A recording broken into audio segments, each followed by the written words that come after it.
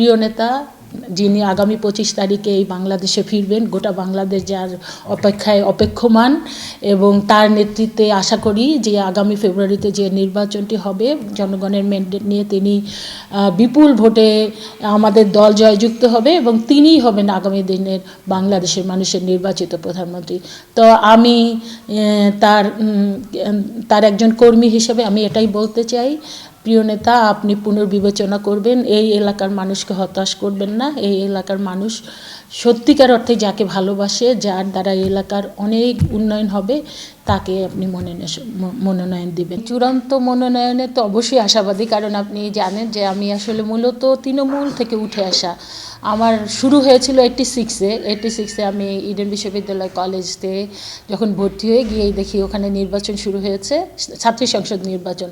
তো আমার বাবাও কিন্তু জাগদল থেকে, আমার বাবা এই শহীদ রাষ্ট্রপতি জিয়াউর রহমানকে ভালোবেসে তিনি কিন্তু সরকারি চাকরি, উনি একজন সরকারি কর্মকর্তা ছিলেন, কিন্তু উনি সরকারি চাকরি ছেড়ে দিয়েছিলেন ভালোবেসে, এবং জাগদল থেকে উনি বিএনপি করতেন।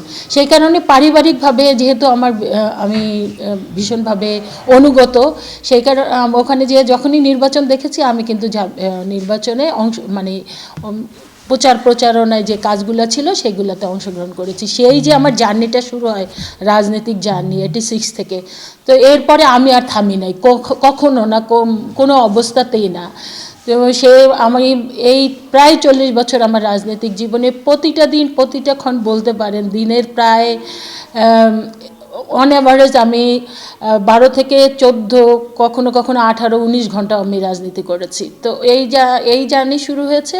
এরপরে আমি ইডেন কলেজের নির্বাচিত ভিপি হয়েছি। পরবর্তীতে আমি ছাত্র দলের সেন্ট্রাল কমিটির প্রথমে মেম্বার, অ্যাসিস্ট্যান্ট সেক্রেটারি, তারপর ভাইস প্রেসিডেন্ট। যেটা ছাত্র দলের ভাইস প্রেসিডেন্ট কিন্তু কোনো নারীকে দেওয়া হয় না, কিন্তু আমার অ্যাক্টিভিটিস, আমার দেখে আমাদের প্রাণপ্রিয় নেত্রী, দেশনেত্রী বেগম খালেদা জিয়া প্রথম আমাকে দিয়ে শুরু করলেন এই ভাইস প্রেসিডেন্ট। তো এইটা আমি মনে করব। তারপরে আমার 95-এ দেশনেত্রী বেগম খালেদা জিয়া তার সফরসঙ্গী হিসাবে জাতিসংঘে কিন্তু আমাকে নিয়ে গিয়েছিলেন। তো এই ধরনের অনেক কিছু আছে।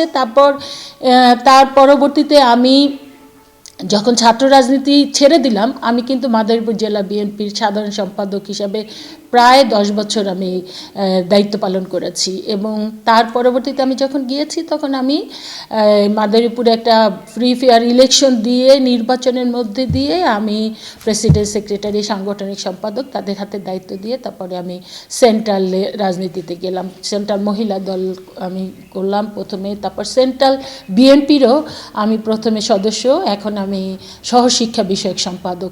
তো আমি কিন্তু এই যে দীর্ঘ 17 বছর না, এর আগেও আপনি ধরেন এই যে 90-এর যে আন্দোলনে, সেই আন্দোলনে একটা বিরাট ভূমিকা পালন করেছি স্বৈরাচার্য হোসেন মোহাম্মদ এরশাদের। সেখানেও তো আপনারা জানেন যে ছাত্ররাই মূল নেতৃত্বে ছিল। সেই কারণে সেই জায়গায় কিন্তু আমি ইডেন কলেজের পক্ষ থেকে বিরাট ভূমিকা, আমার নারীদের ক্ষেত্রে বলতে পারেন আমার ভূমিকাটা সবার প্রথমে ছিল। মাদারীপুরের মানুষকে আমি যেমন ভালোবাসি, মাদারীপুরের মানুষও আমাকে ভালোবাসে। এই ভালোবাসা কিন্তু একদম মুখে মুখে ভালোবাসা না, এই ভালোবাসার জন্য অনেক আমাকে স্যাক্রিফাইস করতে হয়েছে। কারণ একজন রাজনীতিবিদ হিসাবে এখন এই দুর্বৃত্তায়নের যুগে যেটা হয়, যে সবাই ক্ষমতা পেলেই সেটাকে অপব্যবহার করে, সেটার দ্বারা ফুলে ফেপে কয়েকদিনের মধ্যে অসংখ্য টাকার মালিক হয়ে যায়। কিন্তু আমি ব্যক্তি জীবনে আমি দুইটা আমি পাওয়ার দেখেছি। একটা হলো 91 থেকে 96 পর্যন্ত। দেখেন, আমি তখন ইডেন কলেজের ভিপি ছিলাম। ইডেন কলেজের ভিপি মানে একজন মন্ত্রীর চাইতেও বেশি কিন্তু তার গ্ল্যামার, হ্যাঁ, তার পাওয়ার বলবো অনেক ক্ষেত্রে, নারীদের ক্ষেত্রে যেটা। তো সেই গ্ল্যামার আমি পেয়েছি, সেই পাওয়ার পেয়েছি। এবং 2001 থেকে 2006 পর্যন্ত, এই সময় আমি নারী এমপি, সংরক্ষিত আসনে এমপি ছিলাম। আমি এই দুইটা পাওয়ার, কিন্তু এই দুইটা পাওয়ার আমাকে কখনো আমি সততা থেকে আমাকে বিচ্যুতি ঘটাতে পারে নাই। আমি 100% সৎভাবে আমি রাজনীতি করেছি। সেই কারণে এই এলাকার মানুষ কিন্তু আমাকে ভীষণ ভালোবাসে। এই দুর্বৃত্তায়নের যুগে যে আমি সততার সহিত রাজনীতি করেছি। এবং আপনি মনে করেন যে আমি তো সংগঠনের দায়িত্ব ছিলাম ইডেন কলেজের ভিপি হিসাবে এবং ইডেন কলেজের আহ্বায়ক হিসাবে, মাদারীপুর জেলা বিএনপির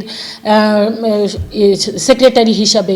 এই সংগঠন পরিচালনা করতেও আমি কোনো দিন একটি পয়সা আমার দল থেকে নেই নেই, আমি আমার পরিবার থেকে আমি এই সহযোগিতাটা নিয়েছি। যেহেতু এই মানে এই মাদারীপুরের লোকজন আমাকে ভালোবাসে, আস্থার জায়গায় আছে, তারা ভীষণভাবে হতাশ হয়েছে।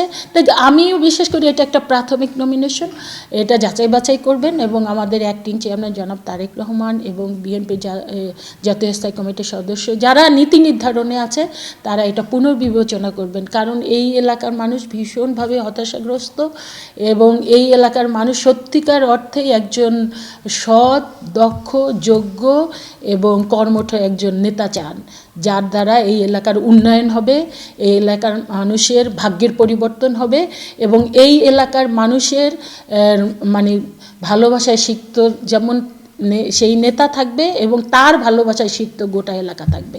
এটাই হলো আমাদের মানে এই এলাকার মানুষের প্রত্যাশা।